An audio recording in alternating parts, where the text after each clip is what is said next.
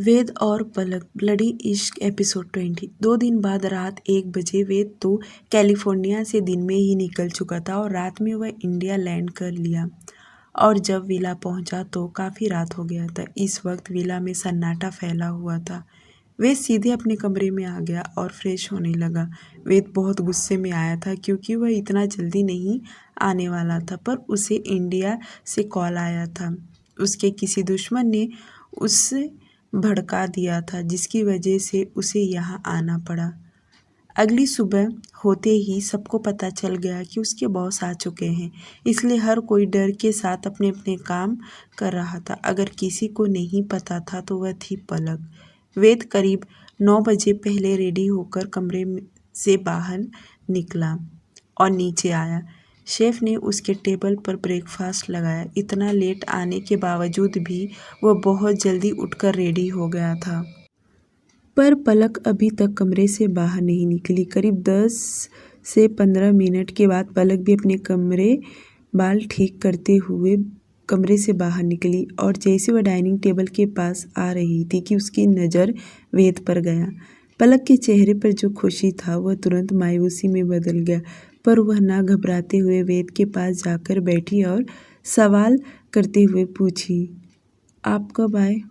वेद जो coffee P रहा था उसके सवाल सुनकर पूरे 2 मिनट के बाद उसे जवाब दिया, तुम्हें क्या लगता है कब आया रहूँगा?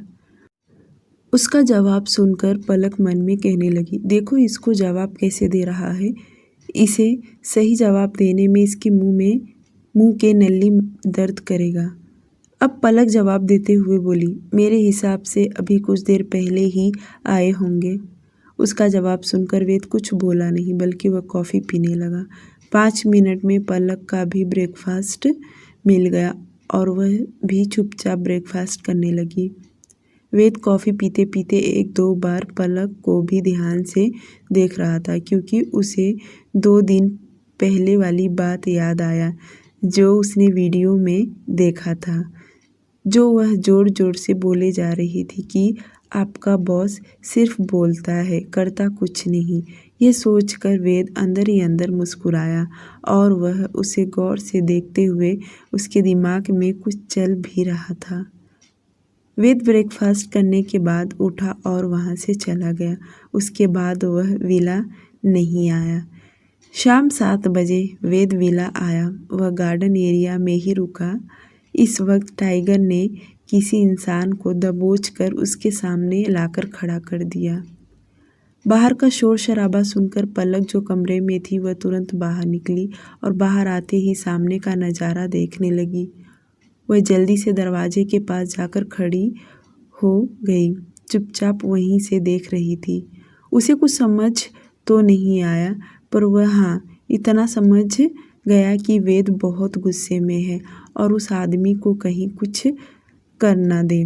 वेद को आभास हो गया कि पलक दरवाजे के पास छुप कर देख रही है।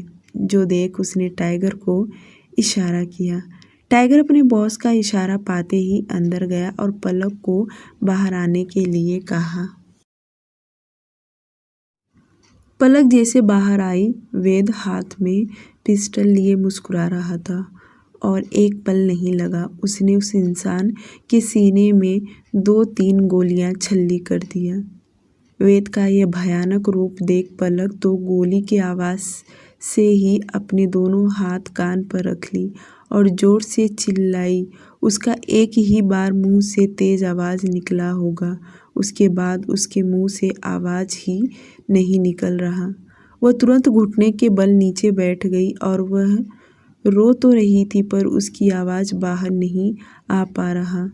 जो आदमी को गोली लगा था उसका खून वहाँ बहने लगा। वे चलते हुए पलक के पास आया और झुककर उसकी बाहें पकड़ उसे खड़ा किया। वेद ने उसे खड़ा तो कर रहा था, पर वह ठीक तरह से खड़ी भी नहीं हो पा रही। अब फिर से पलक जोर जोर से रोने लगी।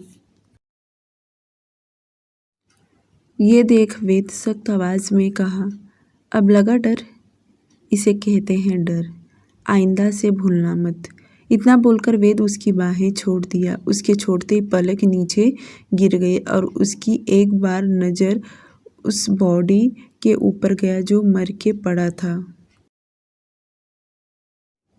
पलक दोनों हाथ चेहरे पर रखकर रोने लगी। वह भाग रही थी वहां से, पर बेचारी गिरने लगी। पवन को यह सब देखकर बहुत बुरा लगा। वह आगे जाकर पलक की मदद करना चाहता था, पर उसके बॉस के वजह से वह गया नहीं, दूर खड़ा था। पलक गिरते पड़ते जैसे तैसे करके वह लिविंग एरिया में तक आ गई और वह जमीन पर ही बैठे रो रही थी। पलक वहीं बैठे लगातार रोए जा रही थी। वहीं वेद अपने कमरे में आकर सबसे पहले शावर लिया और बाहर टाइगर ने उस बॉडी को ले जाने के लिए कहा और जो उसका ब्लड गिरा था वह सब क्लीन करने के लिए दूसरे गार्ड को कह दिया। करीब रात 9 बजे वेद नीचे डिनर करने आया। वह जैसे नीचे आया उसकी नज़र पलक पे गया, जो अभी तक लिविंग एरिया में ही ज़मीन पर बैठे एकटक ज़मीन को देख रही थी। पलक रोने की वजह से उसकी आंखें सूज गई थी और अब वह सिर्फ उदास होकर बैठी थी। वेद ने पवन को आंख से इशारा किया, जो देख पवन तेजी से चलते हुए पलक के पास आया और घुटने के बल बैठकर धीरे से कहा, पलक मैम उठ जाइए, खाना खा लीजिए। पवन थोड़ी सी दूरी बनाकर उसे बोल रहा था। वह बिना अपने बॉस के परमिशन के उसे हाथ भी नहीं लगा सकता। पलक पवन की बातें बिल्कुल भी सुन नहीं रही थी। वह जैसे बैठी थी वैसे बैठी रही।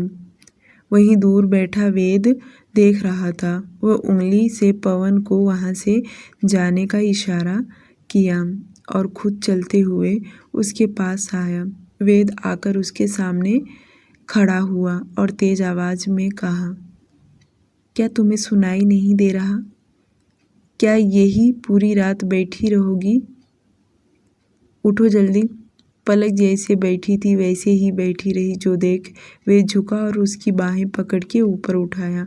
उसका शरीर इतना हल्का हो गया था कि वेद को समझ में आ गया, जिसके वजह से उसने अपनी दोनों हाथ लगाकर उसे ठीक तरह से खड़ा किया और उसे झकझोरते हुए कहा, ये क्या हुलिया बनाकर रखा है? जाओ जाकर फ्रेश हो जाओ। पलक वेद को अपने सामने देख अब जाकर फिर से रोने लगी और उसकी आवाज़ सुनकर वेद इरिटेट होने लगा और गुस्से में कहा, थकती नहीं हो क्या तुम? कितनी रोती हो? जब देखो तब तुम्हारा रोने का ही काम है। पलक का शरीर एकदम गर्म था, उसे बुखार भी आ गया था और वह रोते हुए लड़खड़ाती हुई जुबान से बोली, मैं यहाँ नहीं रहूँगी। पलक की आंखों से आंसू फिर से बहने लगा और उसके मुंह से एक ही शब्द निकल रहा था, मैं यहाँ नहीं रहूँगी, मुझे अपने घर जाना है। वेद अच्छे से देख सकता था कि वह किस कदर डर चुकी है। वेद तेज आवाज में कहा, जाओ जाकर पहले फ्रेश हो जाओ। नहीं, मुझे कहीं नहीं जाना, प्लीज़ मुझे कहीं नहीं जाना, मुझे बचा लो। ये बोलते वक्त पलक फिर से गिरने लगी, जैसे कि उसके शरीर में जान ही ना हो। पर वेद अपनी मजबूत हाथों से उसे पकड़ लिया, क्योंकि वेद समझ चुका था कि उसकी तबीयत डाउन हो गया है, जिसकी वजह से वह खुद उसे पकड़कर उसके कमरे में लेकर गया और अपना सेल फोन निकाल डॉक्टर को कॉल लगाया। कुछ ही देर में डॉक्टर विला पहुंच गया। पलक बेड पर कांप रही थी। वह बुखार से एकदम तप रही थी, लगातार एक ही बात बोले जा रही थी, मुझे यहाँ नहीं रहना, मुझे बचा लो, मुझे बचा लो। डॉक्टर तुरंत उसे इंजेक्शन दिया और कुछ दवाइयाँ, क्योंकि उसे 102 डिग्री बुखार चढ़ गया था। जैसे उसे इंजेक्शन लगा कि वह 5 से 10 मिनट के बाद वह गहरी नींद में सो गई। उसके सोते ही वेद कमरे से बाहर निकला और डिनर करने लगा। डिनर करने के बाद वह एक नज़र पवन की तरफ देखा और कहा, जब वह उठेगी तो उसे खाना खिला देना और दवाई भी दे देना। इतना बोलकर वह अपने कमरे में चला गया। पवन पलक के उठने का इंतज़ार कर रहा था कि कब वह उठेगी और उसे खाना खिलाए। करीब रात 11 बजे पलक की आंखें धीरे धीरे खुला। पहले तो वह शांत रही, पर 2 मिनट नहीं लगा, उसे फिर से सब कुछ याद आने लगा और वह जोर से चिल्लाते हुए बेड पर से उठी और तेजी से बाहर भागते हुए आई। उसे ठीक तरह से भागा भी नहीं जा रहा था। जैसे तैसे गिरते हुए वह बाहर निकली। पवन बाहर बैठा था, उसकी आंख लग गई थी, पर आवाज से वह तुरंत उठ गया। पलक तुरंत नीचे गिर गई, जो देख पवन उसे उठाया और सहारा देकर लिविंग एरिया में लाकर सोफे पर बिठाया। लाइट बहुत सारे बंद थे, जो देख पलक और भी डर रही थी। वह तुरंत रोते हुए बोली, प्लीज़ लाइट लगाओ ना, प्लीज़ लाइट चालू करो। आवाज़ सुनकर बाहर से टाइगर आ गया और तुरंत सारे लाइट्स ऑन कर दिया। पवन प्यार से पूछते हुए कहा, क्या हुआ, तुम ठीक हो? पलक कुछ बोली नहीं। पवन ने दूसरे सर्वेंट से कहा, खाना गर्म करके लाओ। वह सर्वेंट तुरंत भागते हुए किचन में गया और करीब 10 मिनट लगा होगा वह खाना गर्म करके पलक के लिए लेकर आया। पवन ने उसे सामने खाना रखा और खाने के लिए कहा। पलक ना में सिर हिलाते हुए बोली, मुझे मेरे घर जाना है, मुझे यहाँ नहीं रहना। पवन प्यार से बोला, देखो तुम्हारी तबीयत ठीक नहीं है, तुम पहले खाना खाओ, जब तुम दवा खाओगी फिर ही तुम्हें आराम मिलेगा, तुम्हें बहुत तेज बुखार है। मुझे नहीं खाना, मुझे बहुत डर लग रहा है। क्या वह डेड बॉडी लेकर गए? पवन तुरंत समझ गया कि वह बॉडी देखकर डरी हुई है। पवन उसके बगल में बैठते हुए कहा, हाँ, डेड बॉडी तो कब की चली गई और तुम्हें डरने की ज़रूरत नहीं है। यहाँ तो कितने लोग हैं, देखो हम सब डरते हैं क्या? नहीं ना। टाइगर अपने दोनों हाथ कमर पर रख खड़ा था। वह कुछ बोला नहीं। पलक उसकी तरफ देख बोली, डेड बॉडी ले जाने से कुछ नहीं होता, पर उसकी आत्मा तो यहीं रहेगा ना। पलक उसके मुंह से आत्मा शब्द सुनकर टाइगर उसके तरफ देखने लगा, मानो और सोच में पड़ गया कि ये लड़की कहाँ से आई है और किस चीज़ पर बिलीव करती है। पवन एक प्लेट में खाना निकालने लगा और पलक के तरफ बढ़ाते हुए कहा, पहले तुम खाना खा लो और दवाई खाओ, तभी तुम्हें आराम मिलेगा। पलक फिर से रोते हुए बोली, सच कह रही हूँ, मुझे यहाँ बहुत डर लग रहा है। आप सब मुझे छोड़कर यहाँ से जाओगे नहीं ना? जिंदा इंसान से डरना चाहिए, मुर्दे से क्या डर। वह तो चला गया। यह आवाज़ जैसे सबके कान में गया कि सब लोग पीछे पलट कर देखे, क्योंकि वेद सीढ़ियों से उतरते हुए पलक के तरफ ही आते हुए बोला। वेद एकदम से पलक के सामने आकर सामने वाले सोफे पर बैठ गया। उसे देखकर पवन तुरंत खड़ा हो गया। वहीं पलक वेद से डरने लगी। वह तुरंत अपनी नज़रें दूसरी ओर फेर ली, जो देख वेद को कोई फर्क नहीं पड़ा, बल्कि वह ऑर्डर देते हुए कहा, चुपचाप खाना खा लो और दवाई खाओ। यहाँ किसी के पास इतना टाइम नहीं है जो तुम्हारी सेवा करे। ये सुन पलक बोली, मुझे भूख नहीं है। वेद चाहता तो आराम से भी उससे बात कर सकता था, पर उसने इसलिए गुस्से में बात किया ताकि वह डर के वजह से खाना खा ले, पर वह तो डायरेक्ट मना कर रही थी। अगर उसने दवाई नहीं खाई तो वह बीमार और पड़ सकती है। वेद एक पैर दूसरे पैर पर चढ़ा कर बैठा था। वह थोड़ा सख्त से पेश आते हुए कहा, एक बार कहा तो बात समझ में नहीं आता तुम्हें? कह रहा हूँ ना, खाना खा लो वरना। क्या? वह मौजूद सबको यकीन नहीं हो रहा कि यह लड़की इतनी डरी हुई है और ऊपर से सवाल भी कर रही है।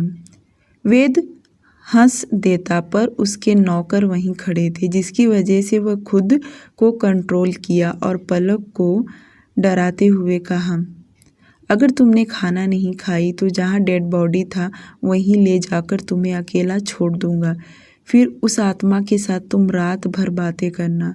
वेद इतना बोलकर टाइगर के तरफ देख बोला, टाइगर, अगर इसने 2 मिनट में खाना खाना स्टार्ट नहीं की तो इसे बाहर लेकर जाओ और हाँ, मेन डोर से लॉक कर देना ताकि ये अंदर ना आ पाए। वेद अपनी बात पूरी तरह कंप्लीट भी नहीं कर पाया। पलक जो अपने दोनों पैर ऊपर करके बैठी थी वह तुरंत ठीक से बैठी और पवन ने जो प्लेट में खाना निकाला था वह लेकर खाने लगी। पलक ने अपने हाथ भी नहीं धोई थी, वह कब से अपने आंसुओं को पोंछ रही थी। यह देख वेद को थोड़ा अजीब लगने लगा और उसे बगैर बोले रहा नहीं गया। वह तुरंत बोला, यह तुम किस तरह से खाना खा रही हो? पहले तुम्हें हैंड वॉश करना चाहिए। पलक ने जो अभी एक बाइट खाई थी वह तुरंत रुक गई और अपने नज़र किचन के तरफ देखी और अपना सिर ना में हिलाते हुए बोली, मैं अकेली किचन में नहीं जाऊंगी। पलक तुरंत पवन के तरफ देख बोली, क्या मैं इस कटोरी में हाथ धो लूं? जो सुनकर पवन तुरंत हाँ कह दिया और मन ही मन सोचने लगा, हमारे बॉस ने इसे कितना डरा दिया है, बेचारी सोएगी कैसे। पलक को ज़्यादा खाना खाया नहीं गया, वह छोटे बच्चों की तरह थोड़ा सा खाई क्योंकि उसके अंदर बुखार भी तो था। वह तुरंत प्लेट साइड में रख दी और अपने हाथ को धो लिए। पवन ने तुरंत उसे दवाई दिया और सारे प्लेट्स उठाकर किचन में लेकर चला गया। पलक दवा खाकर भी वहीं बैठी रही, जो देखकर वेद घूरते हुए कहा, जाओ अपने कमरे में जाकर आराम करो। पलक कुछ बोली नहीं, बस उसे देखती रही, सिर्फ ना में सिर हिला दी। जो देख वेद अपनी आंखें छोटी करते हुए कहा, क्या तुम्हें सुनाई नहीं दिया? मैंने क्या कहा? उठो और अपने कमरे में जाओ। अब जाकर पलक बोली, प्लीज़ मुझे यहीं सोने दो, मैं कमरे में नहीं जाऊंगी, मुझे अकेले डर लग रहा है। तुम यहाँ सोने वाली हो? क्या यहाँ सोने से उसकी आत्मा नहीं आएगी? पलक अपनी नज़रें नीचे किए धीरे से बोली, यहाँ टाइगर और पवन भी सोएंगे ना? सच में पागल हो तुम। यह देख पवन बोला, हम सब क्वार्टर में सोने जाते हैं, यहाँ कोई नहीं सोता है। टाइगर तुरंत साइड वाले लाइट बंद करके बाहर चला गया। उसके जाते ही पवन भी किचन में चला गया। वेद एक नज़र पलक को देखा और कहा, तुम भी अपने कमरे में जाओ। इतना बोलकर वह उठ के जैसे उसके सामने से जाने लगा कि पलक तुरंत उसका हाथ पकड़ ली। उसके हाथ पकड़ने से वे तुरंत रुक गया और थोड़ा सा गर्दन घुमाकर अपने हाथ की तरफ देखा। जो पलक उसका हाथ पकड़ के मासूम सा चेहरा बनाए उसे देख रही थी, उसके चेहरे पर डर साफ साफ झलक रहा था। पलक का इस तरह से हाथ पकड़ना, वेद उसे ध्यान से देखने लगा, जो बहुत ही मासूम से भरी उसे देख रही थी। एक पल के लिए उसे भी बुरा लगा। वह मन ही मन सोचने लगा कि उसे इस तरह नहीं डराना चाहिए था, पर अब वह हद से ज़्यादा डर चुकी थी, जिसकी वजह से उसने अपना सेल फ़ोन निकाला और डॉक्टर को कॉल लगाया। डॉक्टर ने जैसे कॉल रिसीव किया कि इधर से वेद ऑर्डर देते हुए कहा, एक फीमेल नर्स भेज दो। इतना बोलकर उसने कॉल कट कर दिया और नर्स के आने का इंतज़ार करने लगा। वह चुपचाप बगल वाले सोफे पर बैठा रहा। तकरीबन 2 घंटे के बाद नर्स अंदर आ गई और आते ही अपना नाम अपना काम बताने लगी, जो सुनकर वेद ने उसे कहा, पवन इसे सब कुछ बता दो। इतना बोलकर वेद बगैर उसे देखे अपने कमरे में चला गया तो वहीं पवन ने नर्स से कहा, तुम मैडम के साथ कमरे में रहना। जो सुनकर नर्स अपना सिर हिला दी। नर्स पलक का हाथ पकड़ के उसके कमरे में लेकर गई और बेड पर सुला दी। उसे सोने के लिए बोली, पर पलक को नींद नहीं आ रहा था, जिसके वजह से वह उसके साथ बातें करने लगी। नर्स ने अपने लिए बिस्तर सोफे पे लगा ली, जो देखकर पलक बोली, अब मेरे साथ बेड पर सो जाइए ना। यह सुनकर नर्स मुस्कुराई और जाकर उसके बगल में लेट गई, बल्कि उसने माथे पर हाथ फेरने लगी, जिससे पलक को देर रात में उसे नींद आ गया। पर वह रात में बहुत बार डर के वजह से आंखें खोल रही थी, जो देख नर्स ने डॉक्टर को कॉल की और सब बताई। जो सुनकर डॉक्टर ने उसे इंजेक्शन देने के लिए कहा। इंजेक्शन देने की वजह से वह गहरी नींद में सो गई। डियर लिसनर, प्लीज़ स्टोरी को लाइक और चैनल को सब्सक्राइब करना ना भूलें। Thank you.